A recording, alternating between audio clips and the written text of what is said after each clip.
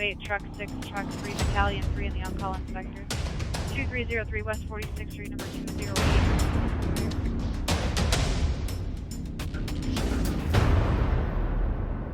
Hi, this is Division Chief Steve Fessler, and on this episode of Sioux Falls Fire, we go out to our public safety campus and we get to see some of the training that our urban search and rescue crews are doing, and also some live fire training. In addition to those items, we get to meet a couple of our new employees within the city. One with fire is our new fire medical officer. She handles a lot of our health and safety aspect of firefighting. In addition to that, we're going to meet one of the technology specialists who handles all of the technology in our apparatus and along with Sioux Falls PD's police cars. All that and more on this episode of Sioux Falls Fire. All right, I'm out here with Battalion Chief Mike Murphy, and this past week and a half, they've been doing the structural collapse class. Welcome, Mike. Thanks. What's all been going on out here? Yeah, it's been an action-packed week. Our squads of firefighters have been rotating through several different stations and different trainings. So they've been working on installing what we call exterior shoring on the outside of buildings, interior shoring that takes place obviously inside. They've also been getting to practice breaching through concrete, cutting steel, anything that we got to fight our way through, they're now trained to do. And then additionally, anything that we have to lift with airbags or cranes or any other way that we can get something lifted up, that's been one of their other training stations. And so today is the culmination of the week-long training, and they've got a final scenario that they're all working through. So what is the scenario that they are working through? Yeah, so with our awesome new training facility here, we're simulating a building explosion that has caused a partial structural failure, and so they'll be working on lifting up some of those structural components, shoring up portions of the building, and then cutting through some portions of the building as well. So how many students have you had out here this week? So we've got 14 students, 11 from Sioux Falls Fire, and then 3 from Rapid City Fire that have been a part of the class this week. Okay, so we bring them in from across the state for this class. Yeah, this is a pretty exciting opportunity. We get to bring in members from other fire departments and train together on this. We're all members of what's called South Dakota Task Force 1, which is the all hazards response team that's comprised of Sioux Falls, Rapid City, Aberdeen, and Watertown. And that's fun to get to see them work together from different departments. Absolutely. And stuff like that. Yeah, great. Just bring in different personnel, get a chance to practice together, and if we're ever called upon to respond together, we've got a good head start. All right. So you can see a lot of commotion going on behind us. What are the couple of things that they have that they're working on? Yeah, absolutely. So our crew in the background here, they're working on getting that structural steel lifted up off a vehicle, again with our simulated collapse, and then we've got a crew working right here. This is our adjustable raker wall. Which is an exciting new prop that was part of our new PSC campus here. And so we can actually adjust the angle of this wall back and forth, which is nice to kind of change up our training scenarios. And so they'll be working on installing some shoring to try to keep that wall held up. All right, well, I know you're busy. I'm going to let you keep going and overseeing this whole fun scenario. Yeah, great, thank you very much. Thanks, Mike. I'm Ian Stark. Captain over at 5C, the Eastside Hares. We're out here at 611 West 11th Street. We've got acquired structure here. We're working on some searching, some breaching of the exterior doors, and then we're going to do some flat roof ventilation. But the reason why we do search in different structures like this is mainly because at Station 5 we get new cadets, new probationary firefighters that come out, and each structure is different. So before you can actually see the structure, you get a chance to search it, and you search it without even knowing it's there. So we go blacked out masks, and we take them in and search.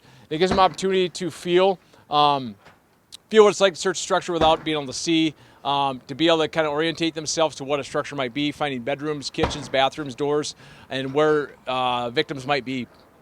So for this training, we didn't use a mannequin. Instead, it was kind of a wide open structure. So we used these little ceramic pets. They're probably 6 inches long, but we use those to represent something that they're looking for, as far as something in mind, knowing that there's not a lot out there, but something that keeps them mentally focused and kind of focus on what they want to find. So we put 4 of those out in the middle of rooms to work on them stretching out, not just hugging the wall. We tucked them around doors so they have to remember to search behind doors, and then we put one in the hallway to remember to lay out in the hallway and feel outside in the hallway. So breaching these exterior garage doors, what our focus is there is if it's a car shop, automotive shop, or a residential structure with a fire inside, a lot of times we can't access that building except through the garage door, or maybe we don't want to access it through the interior because then we draw the smoke, the elements into the house. So our only point of access is this garage door. So training out here gives us the opportunity to cut holes in these doors, makes access point in these doors that we typically don't have the capability to do unless we have the destructive training. So we've been blessed with the new public safety center out there. We can do almost everything out there for our training. The things we can't do though is the specific destructive training, right? We can't buy a bunch of garage doors and cut holes in them. We can't buy a bunch of windows and break them all. So we use these acquired structures as that opportunity to break doors, to cut holes in walls, cut holes in roofs, to break windows, to make entry, do things we typically can't do on regular structures. Hi, today I'm with Philip Rates, and he is the City of Sioux Falls' vehicle technologist, which is kind of an interesting thing for us. Welcome, Philip. Morning. Tell us a little bit about what a vehicle technologist does. First off, it's a new role to the city. Okay. They've determined that there's enough technology in vehicles now that we needed someone to help maintain the operation of the equipment. Okay. That equipment would be like your networking in your mobile vehicles, which are cradle points. Some of the other things are for fire would be med vaults. They Okay. have, if we put a network to them, we can change pin codes without physically touching each vehicle. So that's something that really benefits Okay. fire with a mobile network. Their route maps, networks for response, all that goes through a cradle point, and that's one of those main things that I take care of. So you work not only with fire, but you work with PD, fleet, across the board for the city, right? Yes, it'd be any vehicle in the city with technology, Okay. which would include lighting systems, video audio systems for police. Okay. So you've been with the city for a little over 16 years. How have you seen technology change in that time? When I first started, most technology was cellular cards. So it was cellular cards and individual components. Okay. You're really limited to what you could do with that. With the advancements of technology, we added a cradle point, which is essentially a mobile router. Okay. So now you can, with a cradle point, you can have a mobile network. You can have the cellular network will bounce back and forth between the city network. We can have a Wi-Fi network with different passwords. We can set up a public network, and we can separate those networks. So basically, say a fire truck, you've got like your own little Wi-Fi network like you would at home, correct? Yep, that is correct. And we can set it apart so that if you wanted to have your joint agencies could join this network without entering into the city network Okay.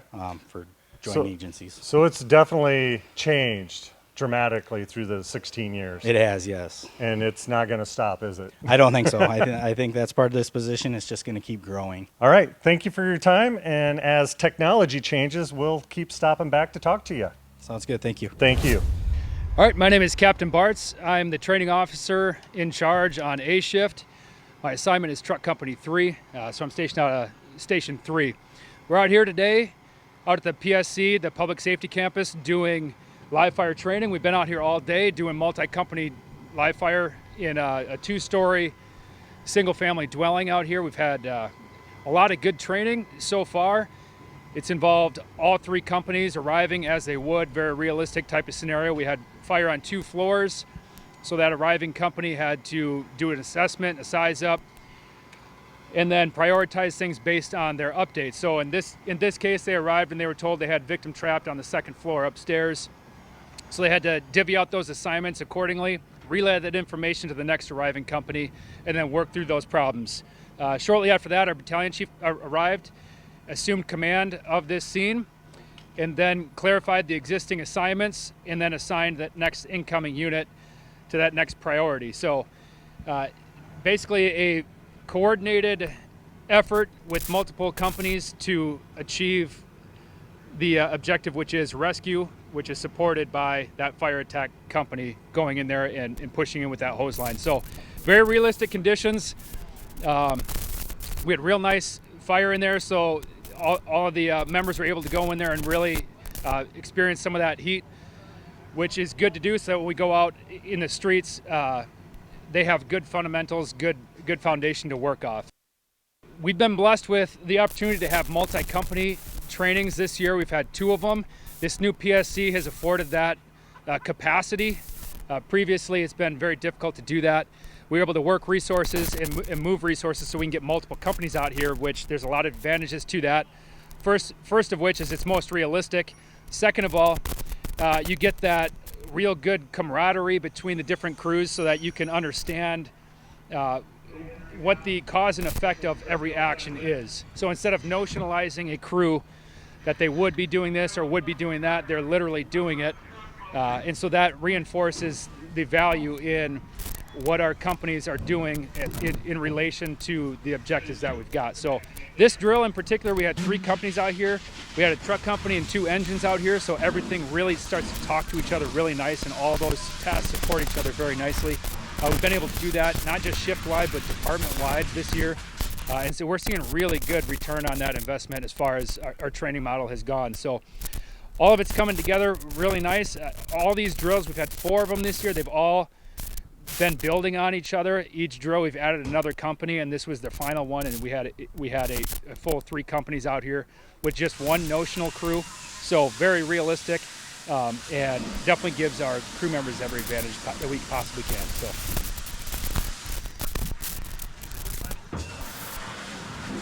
So as I mentioned previously, I'm the training officer on A shift. We've got kind of a unique model here at Sioux Falls, which is really paying off a lot. We've got PSC, the Public Safety Campus, has their own training officers for those cadets that are coming up, and that's more than a full-time job. In many instances, we've got a lot of cadets coming through, and so we've worked through those growing pains in a really unique way that's worked really well, where I'm on operations, I'm on an active truck company, I'm at Station 3, but we're able to double up a little bit and have an operations training for each shift. So we're in-house doing this based on the reality of the streets and the reality of the current conditions that we've got, and we collaborate with the other shifts and with the battalion chief out here at the training center at the Public Safety Campus, and we come up with what is the pertinent material that we need to cover, and then we deliver that to the shift.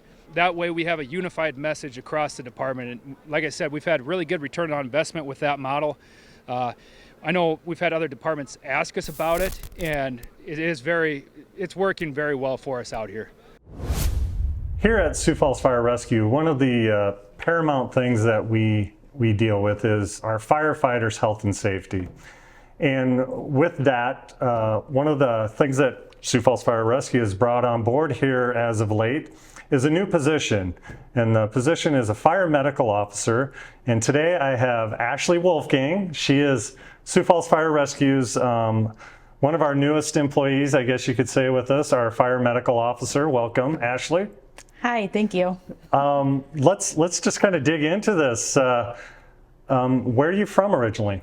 I grew up here in Sioux Falls, South Dakota, born and raised, so I haven't been anywhere else. Okay, and you've got family members that were in the medical field and that Correct. type of stuff too, Yep, or yep. work with the hospitals, correct? Correct. My mom has been a nurse for 30 years. She is a manager with Avera Okay. for one of their nursing departments. And then my dad, not in the medical field, but he's a security manager at Avera there. So Okay. we've been part of Avera for over 30 years as a family. I've got a sister who's a nurse practitioner, another sister at behavioral health working, and so it kind of just fit for me to become a nurse. Yeah. So as you said, you were a nurse. How long had you been a nurse? Kind of take me through your education and stuff that you've got. I was a nurse for 10 years. I went to South Dakota State University, worked as a nurse on the surgical trauma unit for 5 years. In the last 5 of my years as a nurse, I was in the emergency department. And then I went back to school, got my master's of family nurse practitioner. In 2023, I graduated. Okay. Continued working as a nurse in the ER because really I had an NP degree and I didn't know what I wanted to do. I wasn't interested in specialty areas. I wasn't interested in surgery. So I knew I loved nursing. I knew I loved the ER. I loved the environment. I loved helping people at a fast pace.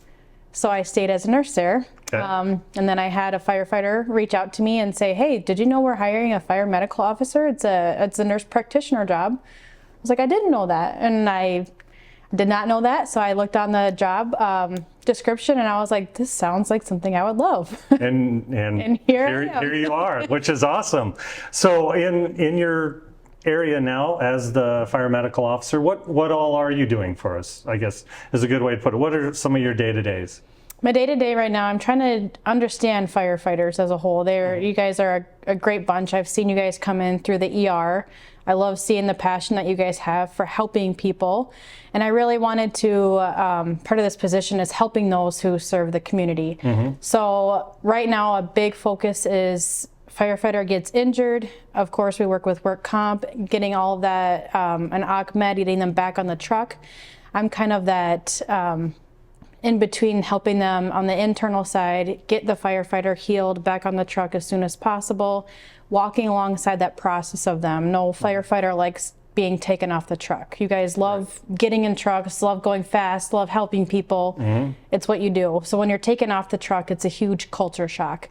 So I wanted it to be that friendly, familiar face. So if someone gets injured, they want someone in the medical field to help. Hey, you hurt your knee, your shoulder, whatever it is. I'm going to be there with you. It's going to be okay. We're going to get you back on the truck as fast and safe as we can, so you can go out and help the community. So you're really walking hand in hand with the firefighter as they're going through their recovery process. And, correct. You know, we're talking about the physical aspect of it, which is getting an injury, you know, hurting an arm, a leg, a shoulder, something like that. How about the mental aspect of it? The mental aspect of it is I'm trying to be that familiar, positive energy. I've seen the worst of the worst come in at my previous job, so I want to show them that I can remain calm and tell them, hey, it's going to be okay. You're hurt, but I'm going to provide resources. I'm going to be there for you. I'm going to shoot you a message. Hey, it's surgery day. Thinking about you. You know, just letting them know that it's going to be okay. We'll get them back on the truck. It's just remaining positive and also keeping them a part of the job while they're injured. You know, finding somewhere for them to work within the fire department field while they're injured, so they don't completely lose touch of so they don't feel like they're getting lost in the cracks or anything like that. That's one of the big cultural things within the fire service is the belonging, the team aspect, and all that. And having that familiar face, like you said, and the person walking along with them will help them, you know, feel that they're not being left behind, that they're still a part of everything. That's an awesome thing to work through. What are some of the other items that you're working on too? Right now, I'm also working on.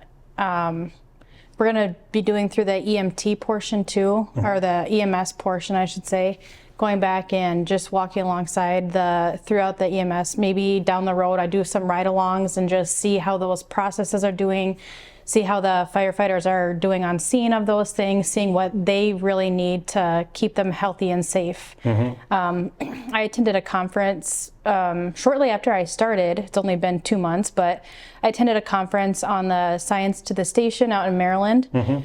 And they focused on health and safety of firefighters and really putting the research behind why firefighters are getting injured or what's happening. And it comes to find out the top 3 leading causes of death in firefighters are cardiovascular related, suicide, and cancer. So one of my passions right now is to find out, okay, those are those 3, but why? So it's more looking at a national, it's nationally too. It's not, it's a national thing known for firefighters for these reasons. So my big passion right now is I want to focus on the why behind all that. What can we do here at Sioux Falls Fire to keep our firefighters healthy and try to change some of those statistics and not let us be that. Yeah, not let us be a part of the statistic. Right. Get ahead of it. That's great. Well, I know there's a lot to learn about Sioux Falls Fire Rescue. I know you're really just trying to get your feet underneath you right now. So we really look forward to seeing what comes in the future. And I want to thank you for taking some time with us here today. Yeah, thank you. Thank you for watching this episode of Sioux Falls Fire. If you'd like to learn more about Sioux Falls Fire Rescue, go to siouxfalls.gov/fire. Thank you again for watching.